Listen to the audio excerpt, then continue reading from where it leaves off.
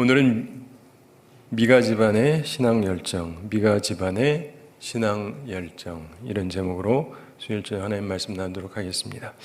오늘 말씀 1절부터 13절 내용을 보는데 혹시 하다가 좀 길어지면 6절까지만 보고 그 다음은 다음에 하도록 하겠습니다. 한 번에 하긴 조금 길고 그냥 반 잘라 하기는 조금 짧은 듯하지만 그런데 전체적으로 보면서 우리가 좀 깊게 생각해 보려고 합니다. 우선 이 미가 집안이 잘못된 신앙생활을 하고 있었습니다. 그게 현대사회와 굉장히 일치하는 부분이 있습니다. 세 가지 점에서 일치하고 있다고 볼 수 있는데 이 17장 전반적으로 보면 첫째가 뭐냐면 편리주의라는 거예요. 편리주의. 편한 게 좋잖아요. 편한 거 좋은 거. 그리고 오늘날 우리도 다 그렇습니다. 많은 것들이 편하게 하죠. 제가 어렸을 때만 해도요. 그리고 많은 교회들이 새벽 기도는 어디서 했는지 아세요? 의자 없는 데서. 그래서 어떻게 하라고 무릎 꿇으라고. 권사님들은 웃으시는데 나이 드신 분들은 그런데 젊은 분들은 저게 뭔 소리인가 뭐 그런 거죠. 감히 어디를 앉아서 하냐. 그냥 편하게 앉는 것도 아니고 무릎 꿇어라. 약간 좀 그러던 때가 있었어요. 지금은 그래가지고 사람들이 올까요? 뭐 올 수도 있겠죠. 그러니까 하여간 많은 면에서 이 성경에 나오는 내용이랑 우리 시대하고도 약간 편리주의가 많이 있는 것이 사실입니다. 그 다음에 두 번째는 기복신앙이라고 하는 게 있죠. 이 기복신앙이라고 얘기하는 것은 복을 빈다라는 것이라기보다는 우린 당연히 복을 받아야 되는데 이 복을 받는다라고 하는 건 하나님의 뜻대로 하면서 복을 받는 거거든요. 근데 우리가 보통 기복신앙 잘못됐다 이건 뭐냐면 내 방식대로 어떻게든 비나이다 하면 복이 올 거라고 착각하는 거예요. 이거는 기독교적인 자세는 아니죠. 그리고 세 번째 여기서 보게 되는 것은 의식 위주의 종교라는 거예요. 그러면서도요 또 껍데기는 딱 있어요. 자기 나름대로의 틀이 있다고요. 근데 이게 바로 이 미가 집안이 갖고 있던 모습이었고 우리들에게 나타나는 모습입니다. 우선 우리가 1절부터 6절에서 보면은 이 굉장히 편리 중심으로 이들이 신앙생활하고 있다는 것을 보게 됩니다. 1절 함께 읽어보겠습니다. 에브라임 산지에 미가라 이름하는 사람이 있더니 아멘. 자, 어디라 그럽니까? 에브라임이라고 얘기하죠. 잘 아시는 대로 이스라엘은 유다 그리고 에브라임 여기가 굉장히 유명합니다. 요셉이 유명한데 그에게 두 아들이 있었죠. 므낫세랑 에브라임이 있습니다. 근데 이 에브라임 집안이 강력했어요. 그리고 우리가 잘 아는 대로 유다는 또 잘 알고 그리고 유다 집안에서 이제 나중에 다윗 왕이 나오죠. 그리고 에브라임이 얼마나 강력했냐면 이스라엘이 가나안 땅에 들어갈 때 12정탐꾼이 있는데 2명만이 괜찮았잖아요. 누구였죠? 여호수아하고 갈렙이었죠. 여호수아는 어느 지파요? 에브라임. 갈렙은 어디요? 유다. 이 둘이 사실 많은 면에서 중심적이었습니다. 에브라임이랑 유다랑. 근데 여기 에브라임 산지에 미가라는 사람이 있었다. 그러면 그래도 신앙적인 면에서 그리고 지금 이 본문이 나올 때 다윗 왕이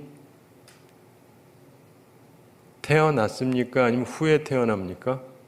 아직 태어나기 전 얘기예요. 그러니까 아직 다윗이라는 사람은 없을 때 얘기입니다.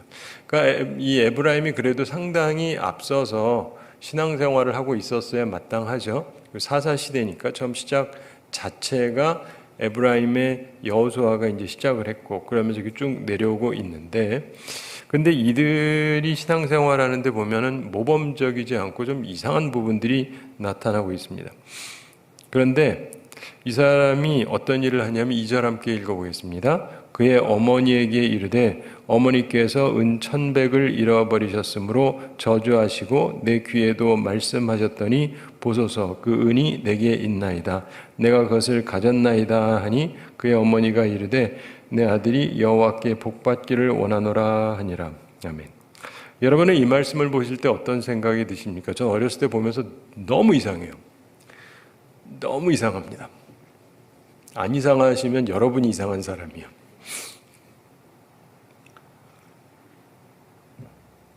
이 사람이 자기 어머니한테 그럽니다.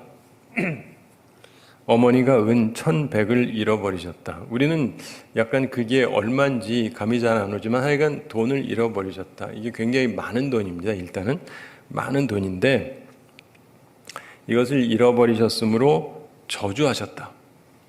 이게 누군가가 훔쳐갔거든요. 훔쳐갔으니까 자기 어머니가 이 도둑놈 저주받아라 하고 이제 저주를 한 것 같아요. 그러면서 내 귀에도 말씀하셨더니 어머니가 자기한테도 듣게 했다는 거예요. 여러분, 아들 아시죠? 네. 내 아들이 도둑질을 할까 안 할까? 보통 바늘도둑이 소도둑 된다라고 그러잖아요. 네, 바늘도둑이 소도둑 된다. 언젠가 어떤 박조준 목사님이 이렇게 재밌게 설명을 하시더라고요. 바늘도둑이 어떻게 소도둑이 되냐? 처음부터 바늘을 훔치는 게 아니라 남의 집에 갔다가 옛날에 보면 바늘 조그맣잖아요. 이렇게 어떻게 하다 보니까 이렇게 묻어가지고 올 수 있죠. 네, 그래가지고 묻어왔는데 별탈이 안 나잖아요. 그 다음에 이제 처음엔 별 생각 없다가 이거는 성경도 아니고 진짜 얘기도 아니고 그냥 농으로 하는 얘기입니다. 근데 그러다 보니까 별탈 안 나니까 남의 집에서 뭐 갖고 왔는데 아무 탈이 안 났잖아요. 그 다음에 조금씩 커지기 시작을 하는 거예요. 그러다가 나중에 커지면서 그 다음에 속까지 끌고 오는 이제 재미있게 얘기를 하시던데, 자, 우리 보면은 아무것도 안 하다 갑자기 엄청난 도둑질을 하는 사람은 거의 없습니다. 이게 점점 커지는 거죠.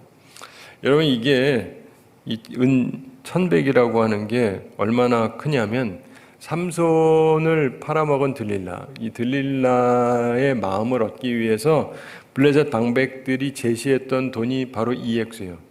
은 1,100을 주겠다. 우리 각각이. 그 방백이 5명이 있었다고 흔히들 생각하는데 그럼 5,500이 되겠죠.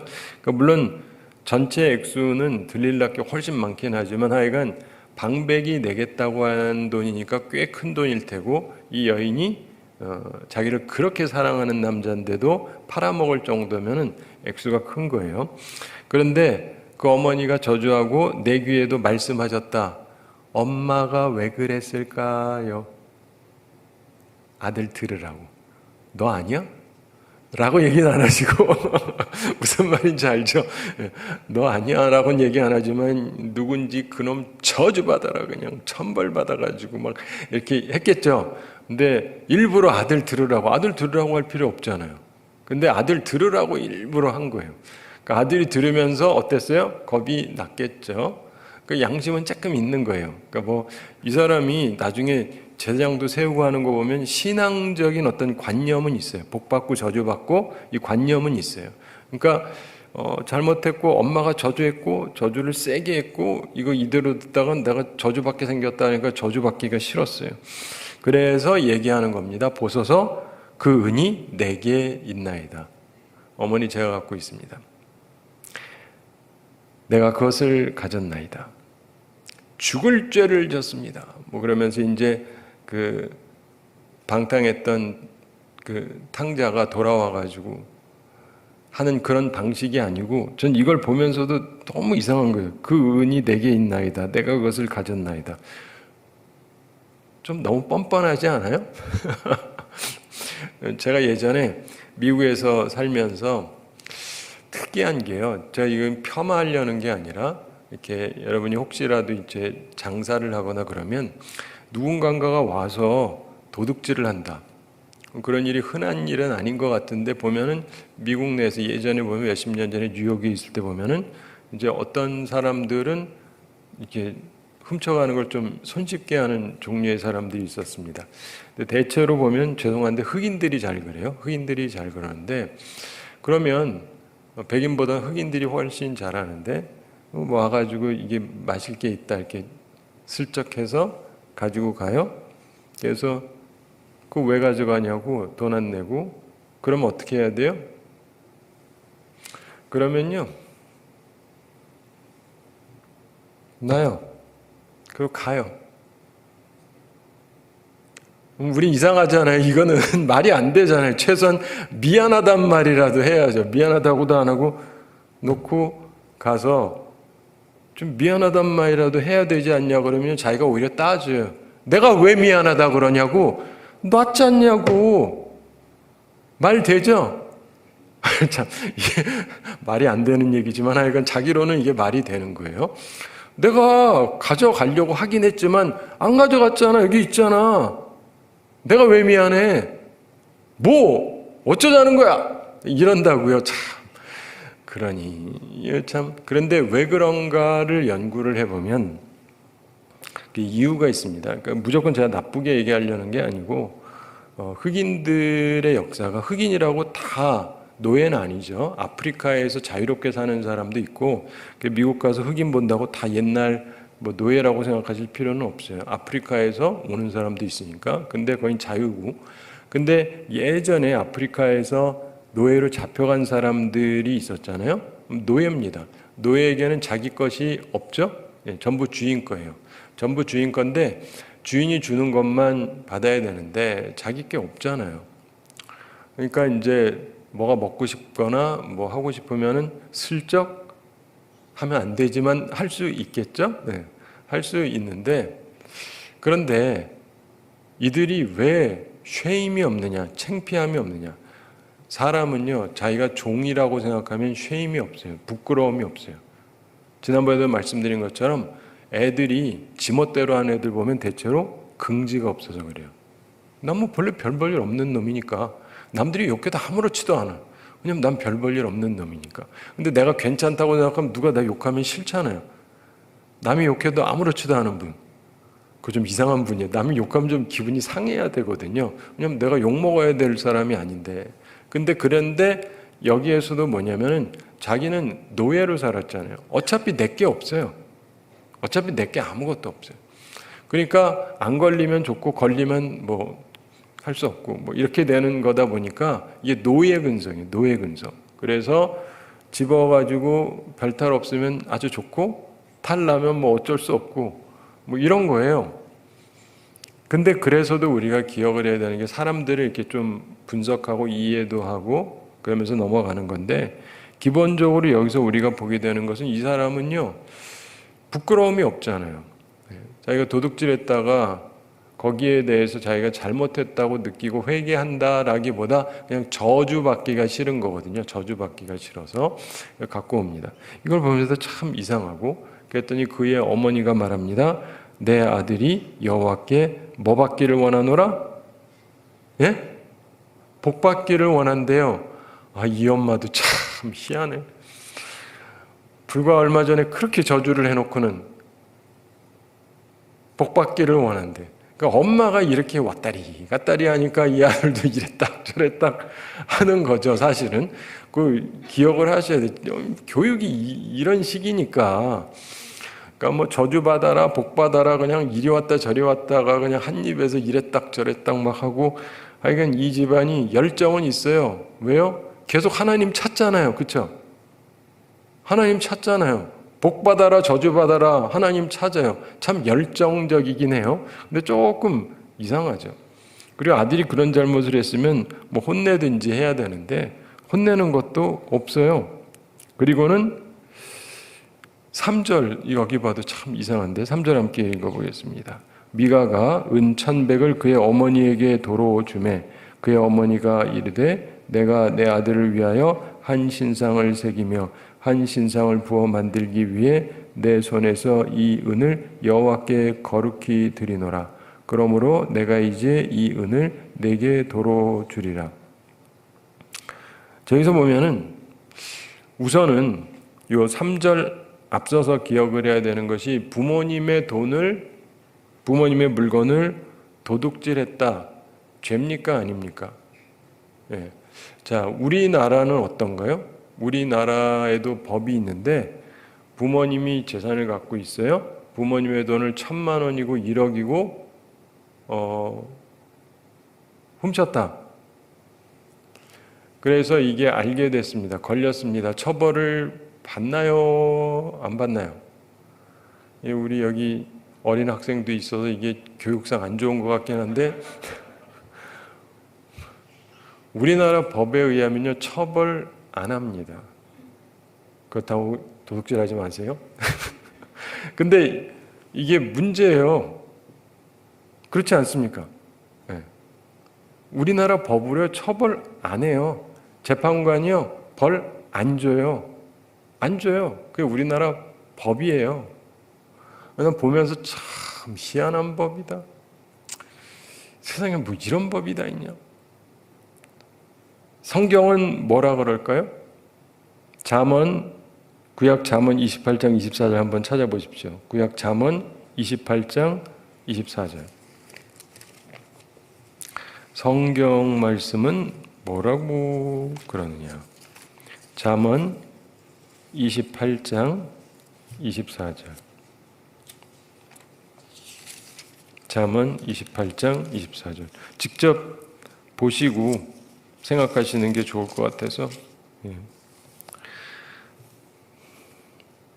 942쪽에 있죠. 잠언 28장 24절 찾으셨으면 함께 읽어보겠습니다. 부모의 물건을 도둑질하고서도 죄가 아니라 하는 자는 멸망받게 하는 자의 동륜이라. 아멘.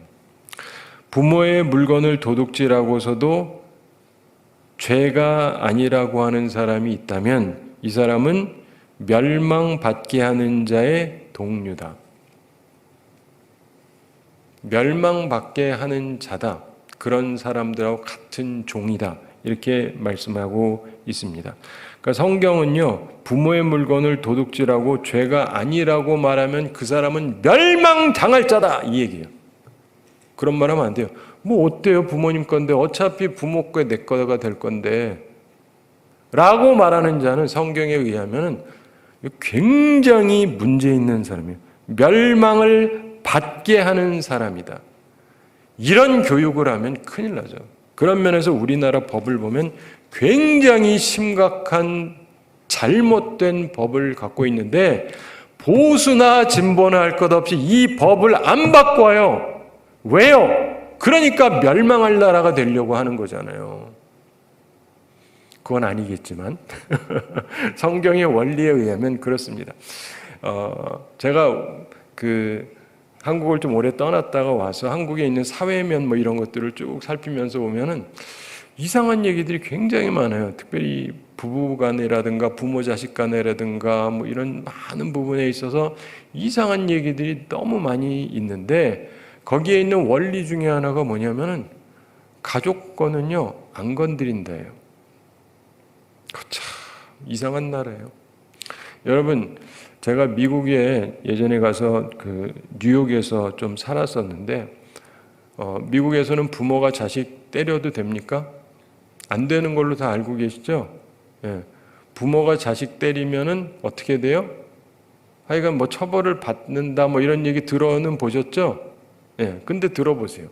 제가 미국에 갔는데 뉴욕에서 퀸즈라고 하는 곳이 있는데 거기 플러싱이라는 곳이 있었습니다. 거기 이제 경찰서가 있는데 제가 거기 어느 날 잠깐 들릴 일이 있어서 들렸는데 특이한 일이 벌어졌어요. 갑자기 경찰서가 막 시끄러워지는 거예요.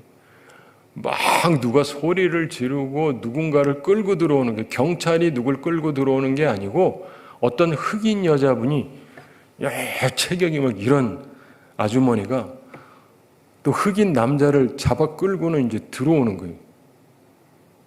귀를 잡아 끌고 막 이제 들어오는 거예요.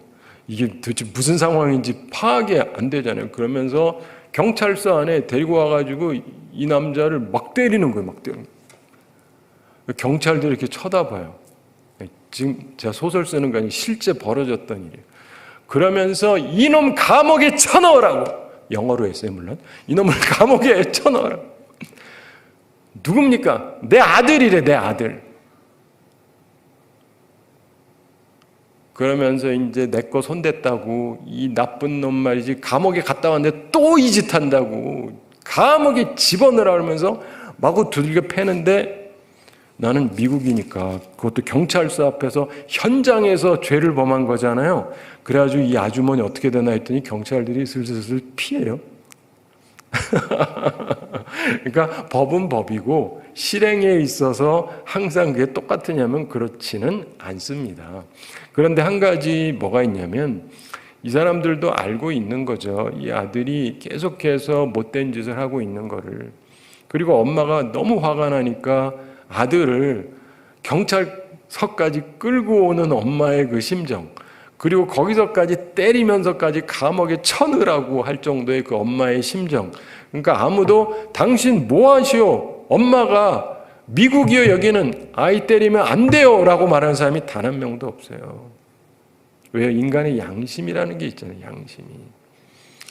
그러니까 아무도 그 여자분을 체포하거나 혼내거나 하지 않습니다. 엄마가 그럴만 하잖아요. 그렇죠?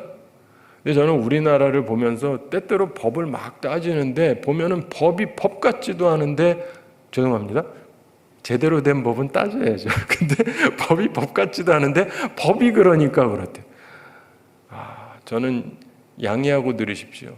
우리나라에서 제가 한참 자랄 때 맨날 학교에서 듣던 얘기 중에 하나가 뭐냐면 악법도 법이다. 악법도 법이다. 그게 맨날 들었어요. 그러니까 저희가 있던 때 이제 한참 자랄 때는 이건 오래 권력을 갖고 계시던 분이 계셨고, 그러면서 법도 바꾸기도 하고 막 이러니까 이건 악법이다. 그러니까 악법도 법이다. 뭐 이러면서 지켜야 된다. 이런 얘기를 많이 듣게 됐는데, 그러면서 악법도 법이다라고 얘기했던 사람이 누구라고요? 소크라테스라는 사람이 그랬다. 뭐 이런 얘기를 맨날 들어서 그런 줄로만 알았습니다. 왜냐하면 선생님들이 그렇게 가르치니까, 그리고 곳곳마다 그렇게 얘기하니까 난 다 그런 줄 알았죠. 그리고 그게 그런 줄 알고, 좀 희한하긴 하지만, 그러니까 이제 소크라테스는 그래서 악법도 법이다 하고 독약을 먹고 죽었다. 그러니까 무슨 말이냐면 자기는 죄도 없는데도 이 사람이 좀 이렇게 사람들 깨우치고 다녔거든요. 그랬더니 사람들이 이 사람 어떻게 할 거냐, 유죄냐 무죄냐 해가지고 유죄가 조금 더 많이 나왔어요. 그래서 어떻게 할까 그랬더니 사형시키라 해가지고 사형을 시키는데, 그 모든 절차를 봐도 굉장히 비이성적이에요. 왜냐하면 이 사람이 했다는 게 뭐냐면 잘 아는 너 자신을 알아라. Know yourself. 이 얘기하고 다닌 거거든요. 당신 무식한데 아는 척 좀 하지 말아라, 그런 거예요. 사회에 저명한 인사들 찾아가가지고 자기는 들은 말이 자기가 이 머리가 좋다는 얘기를 들어서 이 아테네에서 제일 지혜로운 사람이다라는 얘기를 들어요. 그 당시에 그곳의 일종의 제사장 같은 사람한테. 그래서 난 아닌데, 그리고는 그 나라의 유명한 사람들을 찾아다닙니다. 알려진 분들. 그 얘기를 해보니까 저분들이 나보다 똑똑할 거라고 갔는데 막상 가서 보니까 이 사람들도 나처럼 모르더라는 거예요. 그러면서 단지 자기가 하나 깨달은 게 뭐냐면, 나는 내가 모른다는 걸 아는데 저 사람은 지가 모르면서도 아는 척한다? 그러니까 저 사람보다 내가 좀 더 똑똑하네? 무슨 말인지 아시겠어요? 되게 재밌지 않습니까? 그러면서 사람마다 찾아다니면서 느낀 게 그거예요. 아니, 나는 나 모른다는 거 아는데 왜 저 사람들은 모르면서 아는 척을 하냐? 그래서 이 사람이 한 게 know yourself, 네 자신을 알아라. 뭐냐? 무지함을 알아라 라는 얘기를 하고 다녔더니 소위 위에서 유명하게 알려진 사람들이 짜증나기 시작하는 거예요. 이 인간이 자꾸 나 무식하다고 하고 다니는데 설득력이 있으니까 자기의 인기가 떨어지잖아요. 그래가지고 이놈이 세상을 어지럽게 한다 해가지고 이제 재판을 하게 된 거예요. 하고 유죄냐 무죄냐 해서 하는데, 유죄 무죄라는데 사실은 거의 비슷하게 나왔어요. 무죄도 꽤 많고 유죄가 살짝 높게 나왔습니다. 일단 과반수로 결정을 하는데, 그 다음에 이 사람을 그러면 뭐 무죄라는 사람도 많지만 유죄가 조금 더 많으니까 어떻게 처벌할 거냐에서 뭘로 결정을 해야겠어요. 근데 되게 웃기는 게요, 사형 결정을 하고 그것도 대다수가 갑자기 결정을 한 거예요. 이 사람들이 얼마나 비이성적이냐면 바로 그런 거예요. 좀 전에 무죄라고 한 사람까지도 사형하고 찍어버린 거예요. 이해가 되세요? 저는 이해가 안 돼요. 근데 그게 역사예요. 민주주의라는 게 그런 것이 있어요. 자기들이 결정하면서 좀 전에 무죄라고 해놓고는 사형이 돼요, 또. 아이고, 참. 이상한 일들이 굉장히 많습니다. 인간의 한계라는 게. 근데 그래가지고 이 사람이 이제 독배를 먹으면서 했던 유명한 말이, 아까 뭐라 그랬죠? 악법도 법이다. 그러고 마셨다. 그러니까 우리나라에도 악법이 있다 할지라도 소크라테스를 본받아서 죄가 없어도 죽어야 된다. 약간 이런 식의 논리를 쭉 깔아놨는데 미국을 갔더니 그런 얘기를 안 하더니 제가 아테네를 갔더니 하는 말이 소크라테스는 그런 말을 한 적이 없답니다. 이게 어찌 된 거예요? 무슨 말인지 아세요? 미국에서도 그런 말 안 하고 악법도 법이다 이런 말도 없고 그리고 거기 아테네를 갔더니 그런 말 한 적이 없대요. 소크라테스가. 우리나라에선 또 누가 그 거짓말을 만들어서 퍼뜨렸을까? 근데 어쨌든 그런데요. 우리가 기억을 해야 되는 게 있습니다. 여러분 법이라는 게 왜 존재하냐면 상호 간에 이렇게 문제가 있을 때 이거를 해결하기 위해서 있는 거예요. 그래서 이쪽이랑 저쪽이랑 싸울 때 이거를 해결하기 위한 최선의 방식을 위해서 만들어 놓은 게 법이기 때문에 이 법이라고 하는 것은 법이니까 지킨다 뭐 이런 것이라기보다는 기본적으로 법을 잘 만들어야 돼요. 법을 잘 만들어야 돼요. 우리나라는 제가 와서 계속 보면서 느끼는 건 이상한 법이 너무 많아요. 도대체 우리나라는 국회의원들이 누구길래 수십 년 동안 이런 악법이란 악법은 계속 만들고 있느냐. 근데 이게 더 이상한 것은 여야 할 것 없어요. 보수 진보 할 것 없어요. 이상한 법은요. 논쟁도 안 해요. 다 만들어 놨어요. 진짜 우리나라 법은요. 이상한 법이 너무 많아요. 죄송합니다. 이렇게 말하면은 어차피 저는 뭐 이쪽 저쪽 다 욕하는 거니까. 그런데 진짜로 이상한 법이 너무 많아요.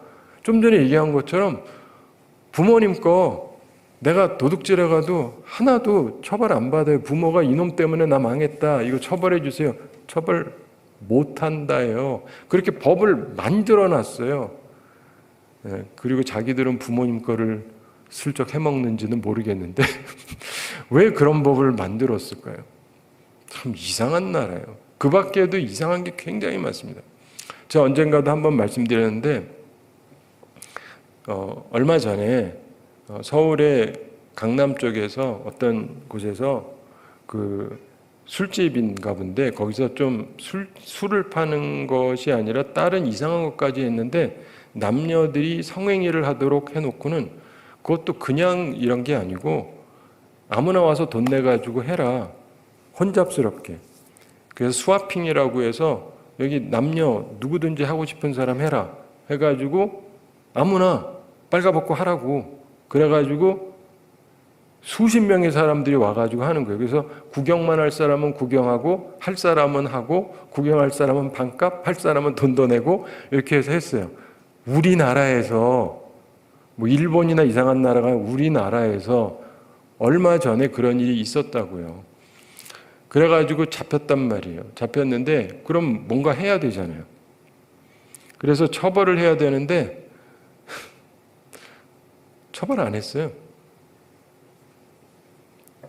술 팔아야 되는 사람이 술 안 팔고 딴 거 했으니까 이 부분에 대해서만 그 사람을 벌금을 주고 온 사람들은요 뭐 훈방 조치했느냐? 훈방 조치도 안 했어요. 이 사람들 거기 있는 사람들이 얼마나 사회적으로 위치 있고 돈 있고 한 사람들이 많겠어요? 정보도 하나도 안 적었어요.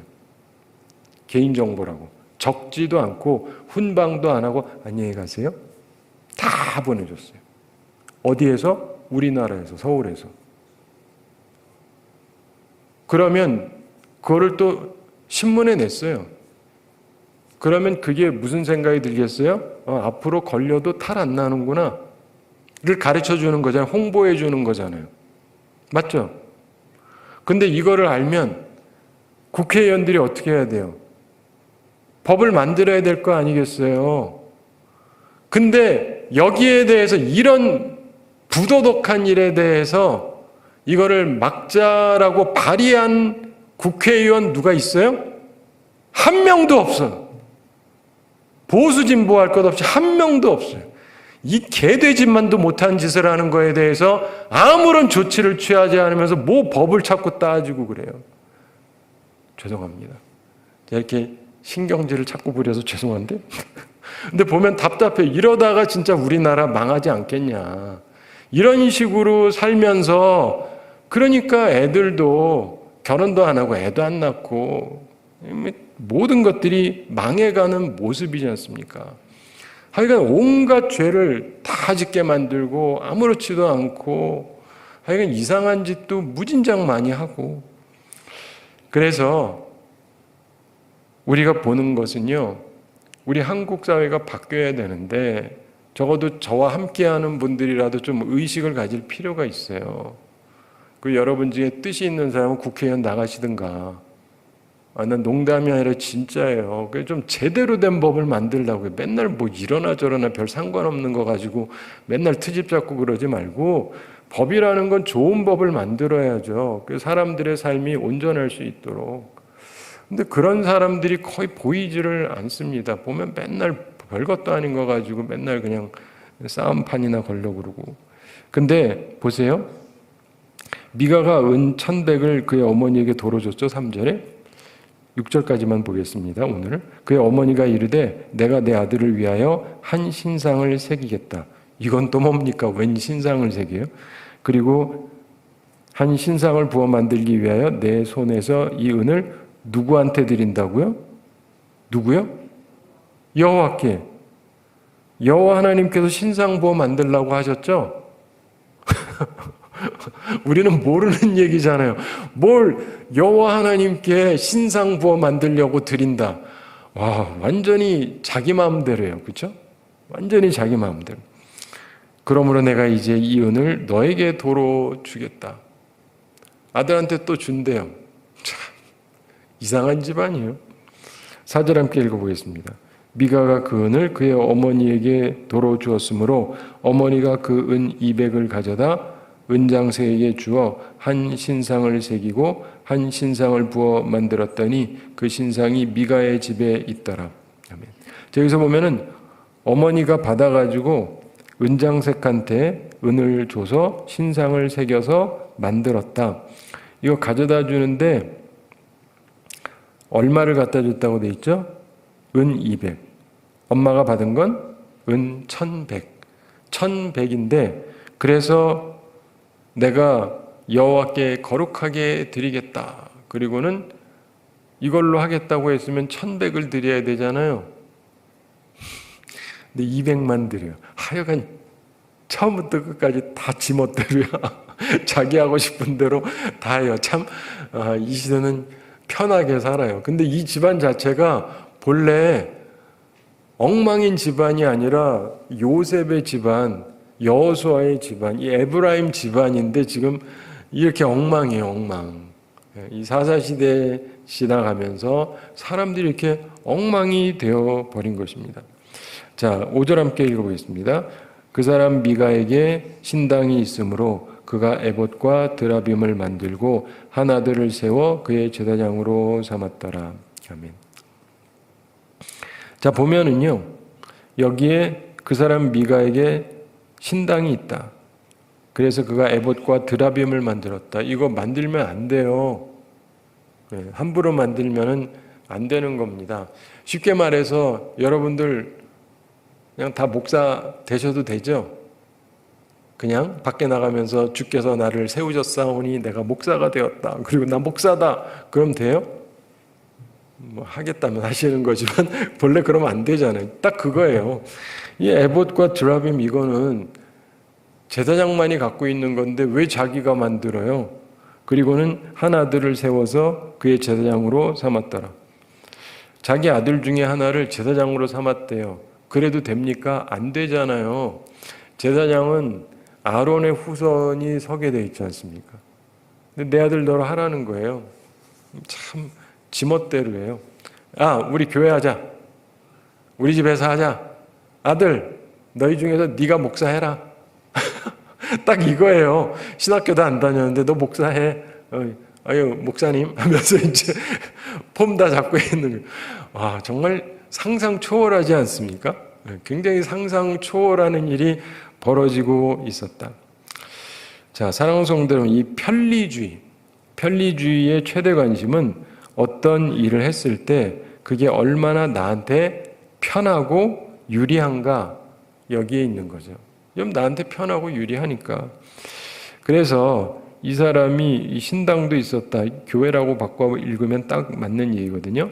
당시 하나님께서 지정하신 예배 장소가 있었습니다. 그 당시에 지정하신 장소는 실로였습니다. 실로. 그런데 실로라고 하는 것이 미가가 지금 살고 있는 것에서 굉장히 먼 곳이냐면 또 그렇지도 않아요. 생각보다 그리 멀지도 않은 곳입니다. 미가는 이 에브라임 산지에 살았고 실로는 에브라임 지파의 지역에 있었어요. 이해가 되시죠? 그러니까 같은 도예요. 예.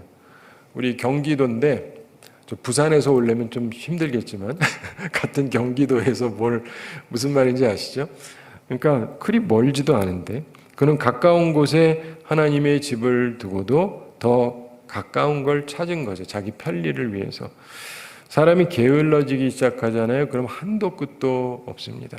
신앙생활도 그래요. 편리 중심의 신앙생활. 제가 예전에 미국에 있을 때 목회하다가 이제 어떤 일이 생겨서 제가 개척을 새롭게 하게 됐는데, 근데 어떤 분이 전화가 왔어요. 그러면서 우리식으로 얘기하면 제가 여기 하남에 있잖아요. 그러면은 그분이 이제 인천에 있다 치고, 목사님 설교가 참 좋은데 제가 인천에 살거든요. 제가 예배당 마련해 드릴 테니까 인천으로 오시죠. 무슨 말인지 아세요? 아니, 우리 교인들이 여기 있는데 다 놓고 오시죠. 거기서 무슨 말인지 아세요? 자기는 그게 편한 거예요. 자기 혼자 와주면 되잖아요. 정 오고 싶으면. 그쵸? 근데 나 돈이 있으니까 내가 돈 낼 테니까 일로 오시죠. 제가 갔을까요? 안 갔을까요? 안 갔죠. 근데 너무나 많은 사람이 편리 위주로 생각해요. 자기 중심으로. 그쵸? 근데 이 사람도 그런 거예요. 자기 중심적인 신앙생활을 이 사람이 하고 있었다. 6절 마지막으로 함께 읽어보겠습니다. 그때에는 이스라엘에 왕이 없었으므로 사람마다 자기 소견에 옳은 대로 행하였더라. 아멘. 이 부분이 이후에도 계속 나오는 얘기 중에 하나인데, 그때에는 이스라엘에 왕이 없었으므로 사람마다 자기 소견에 옳은 대로 행하였더라. 왕이 있으면 왕명을 따라야 되는데 왕이 없으니까 그렇다. 이 부분에 대해서도 우리가 보면 두 가지 차원에서 생각할 수 있습니다. 실제 왕이 없죠. 그래서 그렇기도 하지만 또 다른 측면으로 좀 더 깊게 생각을 하면 그들에게 실제적인 왕은 여호와 하나님이시잖아요. 근데 왕으로 인정하지 않는 거예요. 그러니까 자기 멋대로 하는 거죠. 왕이 있으면 그분의 통치하에 있어야 되잖아요. 그분이 싫어하는 거 하면 안 되잖아요.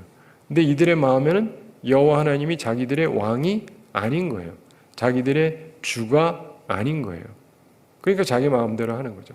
오늘날에도 우리들이 다들 여호와 하나님을 그리고 예수님을 주님이라고 칭하기는 하는데, 말을 하기는 하는데 진짜냐? 진짜면 그분이 하려면 해야죠. 그렇죠?